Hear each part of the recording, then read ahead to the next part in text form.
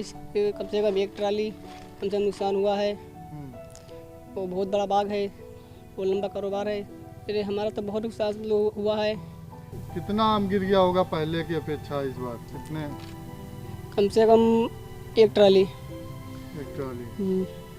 अगर पैसे में बताया जाए तो कितने का नुकसान होगा? पैसे में कम से कम 2-3 लाख के तो नुकसान हो ही है। क्या लगता है जो आपने सोचा था उतनी रकम निकल पाएगी कि नहीं?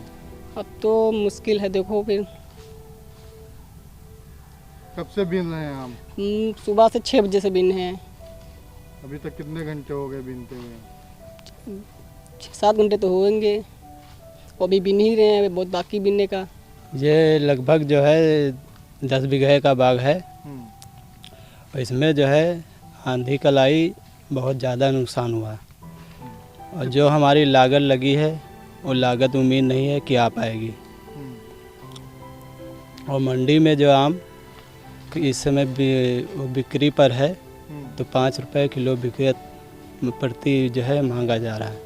और ये आम जाएगा कल तो यकीन मान लीजिए कि 2 रुपये किलो शायद बिकेगा। 2 रुपये किलो? जी हाँ, बहुत ज़्यादा है। ये समझ लीजिए कि कुछ इसमें बचेगा नहीं। और सबसे ज़्यादा ये है भी जो है आंधी आई है अब किस, और इससे पहले जो है 3-4 बार आंधी आ चुकी हैं। कुछ बचने की उम्मीद नहीं है।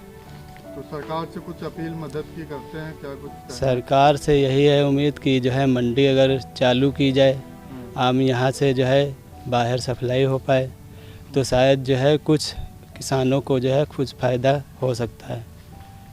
वरना तो फिर भगवान जो है जो चाहेगा वही मर्जी मालिक की। भरोसे हैं अब? हाँ, मालिक के भरोसे हैं। एक तो आपकी बीमारी जो कोरोना। हाँ, कोरोना के चक्कर में ही तो ये सब रुका हुआ है। लॉकडाउन लग गया, इसके बाद में ना आना जाना, और आम जो है बाहर जाता था तो वो भी रोक लग गई है। तो अब यहीं बिकेगा, यही उम्मीद लगा रहे हैं लोग। वो भी जो है महंगा नहीं बिक पाएगा, सस्ता ही रहेगा। तो इससे आदमी का घाटा ही है। कितना टाली या कितने % आम गिर गया है कल की आंधी से? कल की आंधी में तो आम बहुत ज़्यादा ही गिरा है। लगभग यहाँ तो बीन ही रहे हैं। अभी देखो पूरा आम तो हुआ नहीं बीन कर।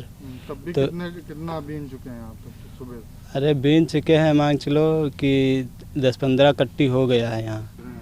ये बाग हमने 10.5 लाख का ख़रीदा था, 20 बीघे का है। और इसमें नुकसान हुआ है कम से कम 35 से 40%। जब हमने लिया था तो लमसम 100% देख के लिया था। ये 2 आंधी ऐसी आई हैं कि हम लोगों को 35-40% आम गिरा हुआ है। अगर कल की आंधी की बात की जाए तो किस तरह की, कितनी तेज आंधी थी? क्या कुछ बहुत तेज थी। पेड़ भी उखड़े हैं, पेड़ भी उखड़े हैं यहाँ पे। डहनी फट गए हैं, पूरे पेड़ भी फट गए हैं। अच्छा। और नुकसान का कितना आकलन किया कर रहे हैं आप? ये मान चलिए कि 35-40% का तो नुकसान है ही है। और कितनी आम बिन चुका है? अभी कितना आम पड़ा? कितने लोग बीन रहे हैं? कम से कम 5-6 लोग तो बीन ही रहे हैं। अभी आधा बिन पाया, अभी आधा पड़ा हुआ है। अच्छा। अब शाम हो जाएगी बिनते बिनते। तो ये अब क्या करेंगे शाम का जो टूट के गिर गया? अब ये मंडी भी जाने काबिल नहीं है इस समय। अच्छा। अब ये घर पे छीला जाए या कुछ किया जाए, इसको बाग से तो हटाना ही है। अगर मंडी ले जाते हैं तो क्या कुछ पैसे वापस आएंगे आपके? क्या लगता है? उम्मीद है 2 रुपये 3 रुपये किलो बिक रहा मंडी में। अच्छा। तो उसमें किराए भाड़े में चला जाएगा, क्या होगा? यानी कि ये पूरी तरह आपका नुकसान? ये पूरा नुकसान का नुकसान ही है, इसमें कोई पैसा वापसी नहीं होगा। तो क्या उम्मीद करते हैं ईश्वर से? जिस तरह बीमारी भी चल रही है, आपने पूरा पैसा लगाया, इसी पे निर्भर है कि और भी कोई? नहीं, और कुछ नहीं। बस बाग का काम मलिहाबाद क्षेत्र में सिर्फ आम के सहारे पूरा साल चलता है। उसके बाद यहाँ और कुछ है ही नहीं। जो खेती किसानी भी इतनी नहीं है कि जो किया जाए। आम का कारोबार हम लोग करते हैं छोटा मोटा, इधर आड़ती से पैसा लेके, इधर उधर से पैसा लेके लगाते हैं हम लोग।